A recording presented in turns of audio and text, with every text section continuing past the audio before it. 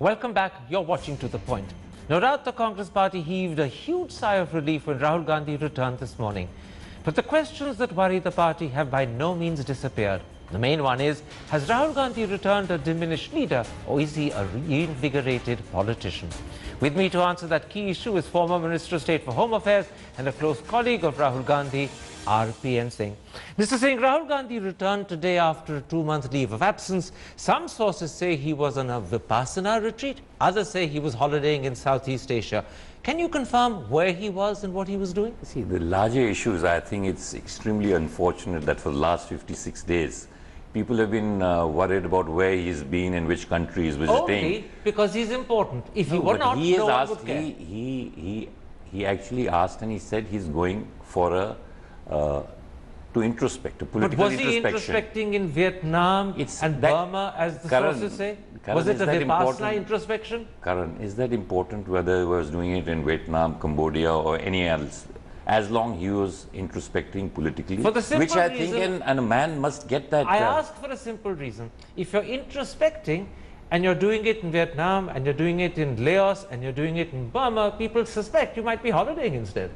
No, when he has said, why don't we believe the man when he asked that he wants to take leave for political introspection? All right. And we must look at the larger issues. We are only more, media seems to be more concerned only about where was he, which ticket did he fly in, what was his flight number, was he on a holiday, was he in Cambodia, Vietnam? Those are not the issues. All right, let's come then to the bigger, wider issues. And the first of the more important issues is this. Will you accept that Rahul Gandhi returns to India a diminished leader? People are asking worrying questions about his judgment, about his dedication, about his political capabilities. Those now hang on his head like a sort of sword of Damocles. No, I think people, the Congress party or the Congress cadres are invigorated with his return.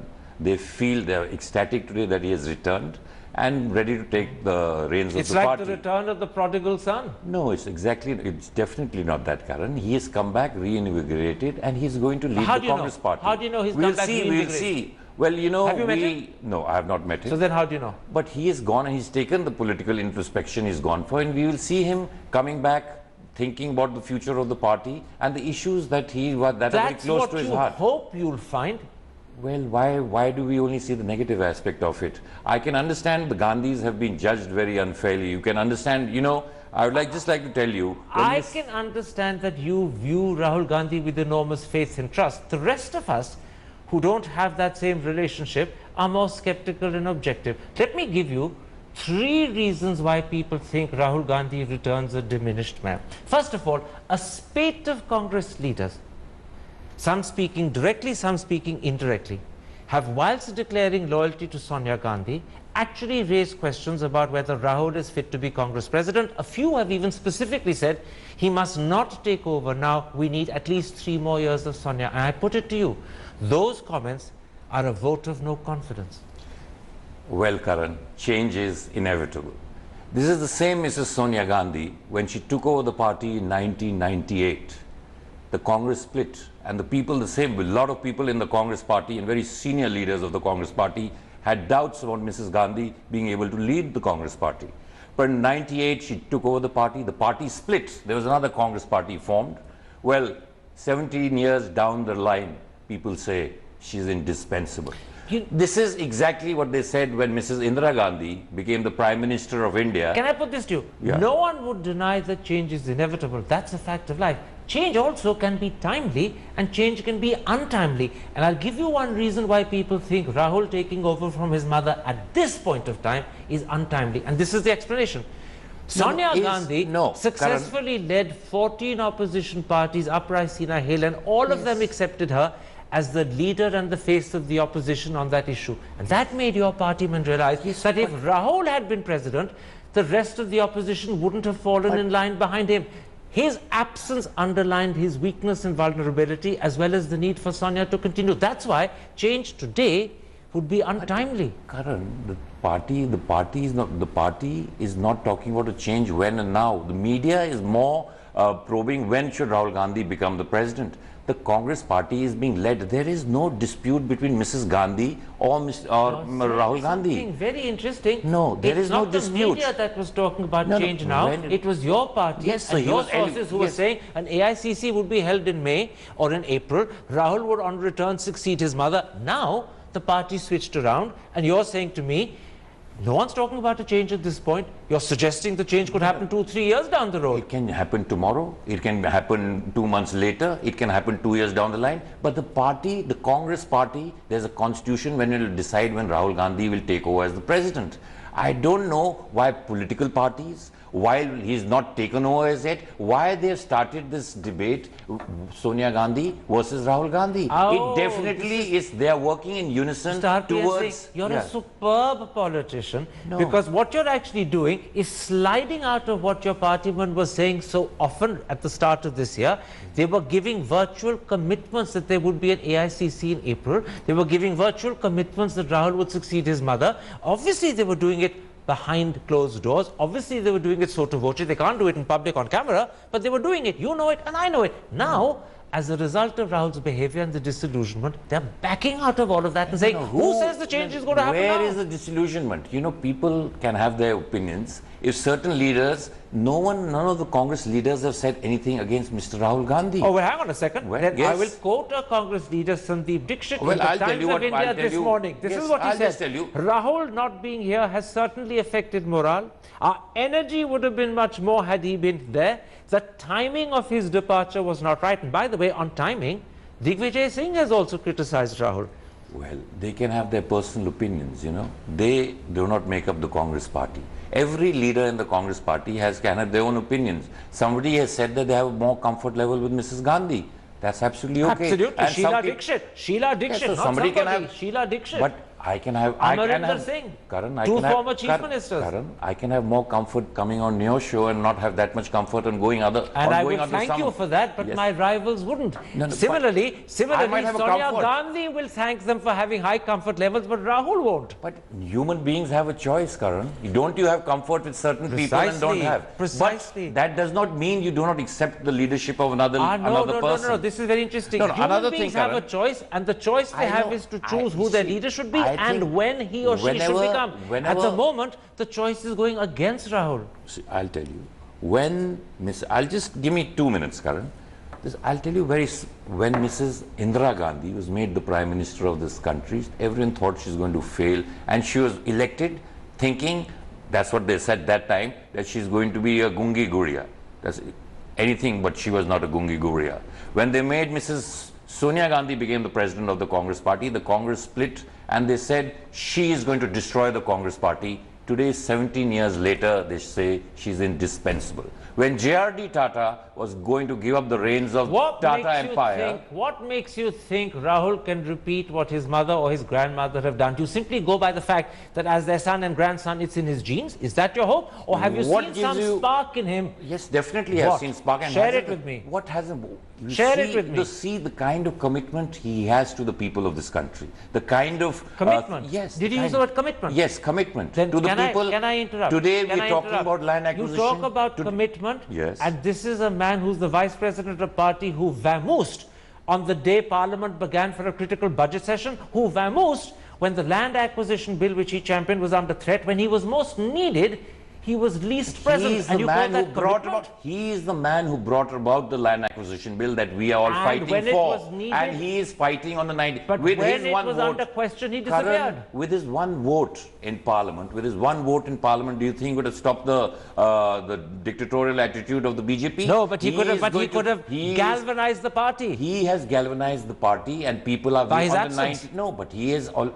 We are talking about the land bill because that's the issue when he was in government, when the Congress was in government. But when it was under challenge, he was missing. He's there on the 19th, the rally is there. If he's not there for 5 days or 10 days in the budget session, that does not mean that the land bill would not have passed. Do you know the joke they make about Rahul Gandhi? They say there's a saying in the English language, when the going gets tough, the tough get going. They say Rahul took it so literally, he was literally gone. Well, he in Uttar vanished. Pradesh, where the Congress has never won, he was the man who single-handedly campaigned for 200 public appearances he made in Uttar Pradesh. He put in heart and soul. He has traveled the breadth and length of this country, meeting the poor people of this country. You know, he walked from Bhatta Parsol to Aligarh, and he brought about the land acquisition bill. And he has brought about the forest Sheila dwellers bill. Dixit says? Yes, Sheila please. Dixit says, even though she denies saying it, PTI says she said it, she says that Sonia Gandhi never ran away from her responsibilities. As far as Rahul is concerned, there are only questions and skepticism because he has yet to prove himself. That's why his absence when Parliament started, his absence when land acquisition was under threat, don't suggest commitment and dedication. They suggest exactly the opposite. No, definitely not, Karan. If in his 10 years of his political career he was absent for 60 days. 60 critical days. In 60 days, are you going to judge him for 60 days? Or of the 10 years he's put into politics, Right. 11 years into put into politics? That judge him? would be a 60 fair. days. That would be a fair point if the rest of Rahul Gandhi's track record was such as to suggest that these 60 days are an anomaly. Actually, look back on the 10 years he's been an MP. Yes. Right? His campaigning has never enthused the country. He campaigned in UP, you did badly. He campaigned in Bihar, you did badly. He led the campaign in 2014, you got left with 44. And then look at his performance in Parliament. He's been the least impressive Congress MP. Look at his performance in interviews. He's been the least impressive Congress leader being interviewed.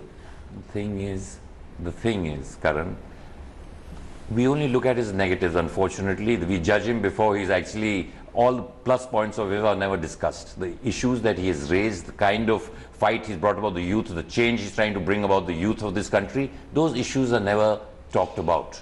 The only thing that they talk about, he makes one mistake. He does it like the leader of an NGO, not like a person who is trying to get support for a political party. That's the problem. If he tries to get He's right a to it, jhola wala, not a politician. So if he tries to fight for the slum dwellers, if he tries to fight for forest dwellers, if he tries to fight for socially backward classes, that makes him a jhola wala?